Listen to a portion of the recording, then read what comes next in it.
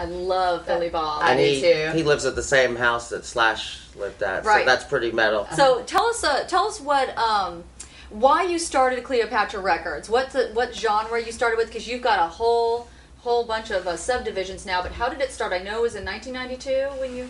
Yeah, I wanted to I was a fan of music, so getting out of not just doing shirts for bands and stickers, kind of going a step further. So I think if you're a music fan, I think it's anybody's dream job would be to run a record company. Right, now you just said it though, dream job. You actually made that dream come to a reality. Amber and I want to know, how did you do that?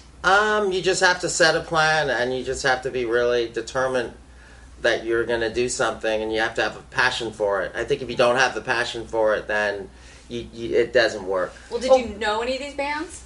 I was fans of the bands. Okay. Well, who's your favorite? Probably growing up as a kid, probably Motorhead. Yes, Yeah, Lemmy. there you go. The ultimate rock and roll band. Absolutely. I was just with him at the Roxy last week.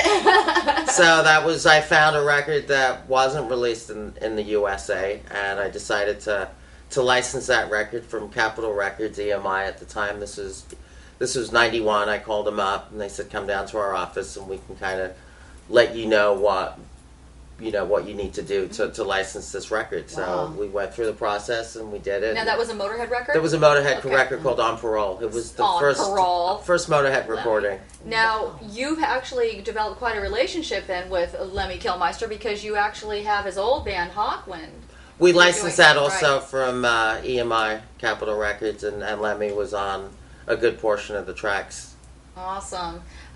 Okay, so what sort of things are you working on now? Because we're going to talk about the products that you've got, but what's coming up in the future? Like, how are you branching out? Right now, we're really focusing on the collector's market, which is vinyl, some books, and the digital market. We find that the CD market is just really declining so fast that Whoa, really? Yeah. the people like CDs. They're probably going to steer towards downloading something versus going out and buying it, because it's a lot easier, and there's no more stores to buy from. I don't know if you guys heard, but Virgin Records have decided to close every single store around the world. So tell us a little bit about how the download, the digital effort works. How do you market that? We market it. The marketing's very simple. We re-record a lot of the artists' famous songs. We just recorded, there was a show on the top hip-hop artists of all time on VH1, and now over a couple of months we've got 20 of those bands now. We've got Sugar Hill Gang, Curtis Blow. We're working with all these classic hip-hop artists that we got their big songs that sold millions at the time. And now we struck a new deal with the artists, and they get a good royalty rate and a good advance, and everybody's happy. Everybody's happy. Now, how do you get most of your bands? Because I know Iggy Pop just called you to approach you with the product. Does it usually work where the rock star or their people call you, or do you tend to more go after them? I think it's vice versa. I would say that we're aggressive going out for people to get people. Who do you really want you haven't got? Who would I would like to get?